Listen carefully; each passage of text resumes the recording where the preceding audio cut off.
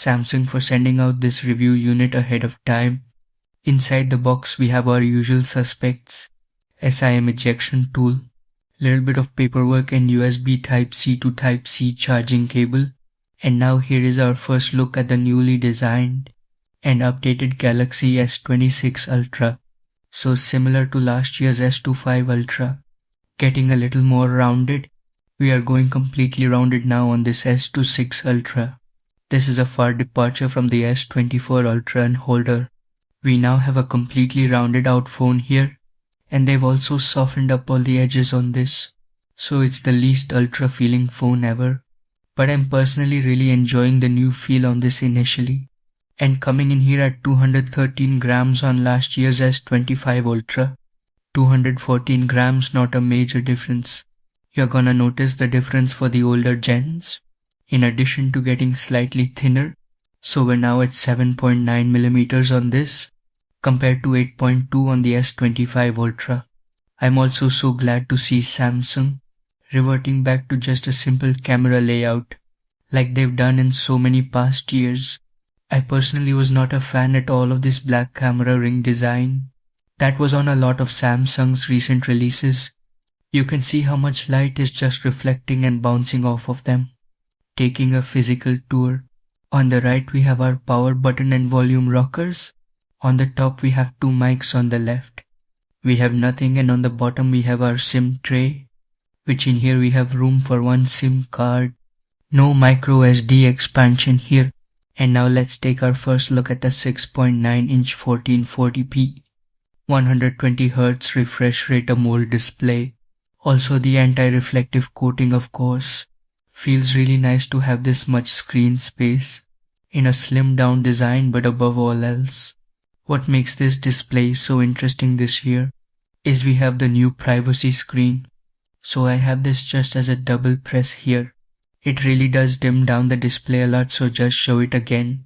Turn it back off, you can see. I can see this screen perfectly fine from an angle, and if I go ahead, turn it back on, it just completely pretty much vanishes out the display. From side angles I think it is gonna give so much more peace of mind. Just being out and about and whatever you wanna do on your phone, you can just go ahead and enable that at a moment's notice. And you can also configure it to specific apps, like a banking app or something. So you don't have to always be hitting that button all the time. It'll just do it automatically. And there's also an option to hide your notifications. You can see there if I have it on the side, you can't really see what it says. I am absolutely loving the privacy display feature initially. As far as getting into the phone, we have the ultrasonic fingerprint scanner. So just a tap of your thumb. It is literally just a tap. Gets you right in. We also have face recognition. Also really liking some of the new Galaxy AI features initially. So one of them is just this image generation. You can hit the Galaxy AI button on any image. So this is my original picture I took earlier today. This was actually a pretty low light photo, but it was able to bring a lot of light into it. It takes a few seconds for the image to generate, but I'm getting really good results here initially. You can see here, loving this retro anime one for this image specifically. Just picks up on all the little details. It's just super easy to come in here, select some, and now when I go into my keyboard, I can go ahead, hit the smiley face. There's a Galaxy AI button here, and then I can go ahead and access those stickers that I just generated. So I can go ahead, send that off. And this isn't exclusive to Samsung devices or anything. Here's my iPhone that I just sent it over to. I'm also getting very good performance initially in my initial test. Doing some gaming here. This is the Razer Kishi V3 controller. I'll have this linked in the description if you're interested. This is one of the best mobile controllers I've used as of recent. Also do a little speaker test here. Taking a look at my first battery cycle. We're down to 4%. I got nearly 8 hours of screen on time.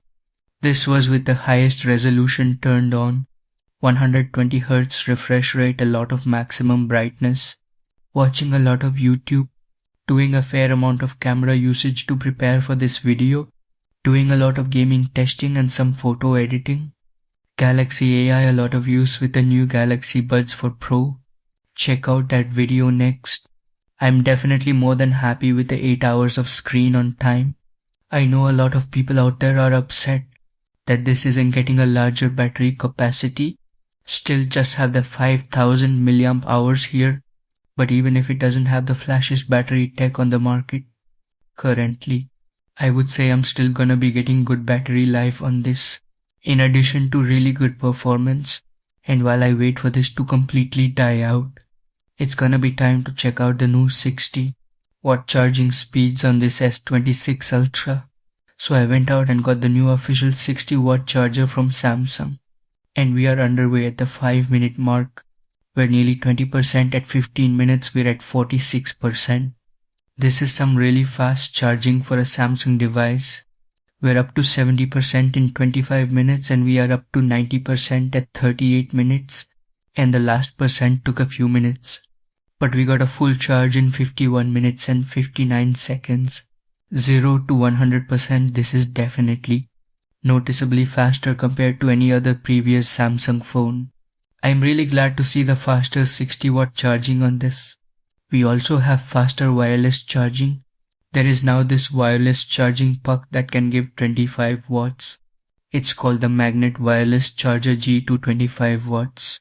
Basically looks like a black MagSafe adapter.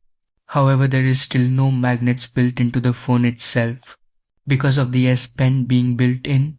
So you need to make sure you get a case with a magnet with the G2 ready in order to get the 25 watts of wireless charging.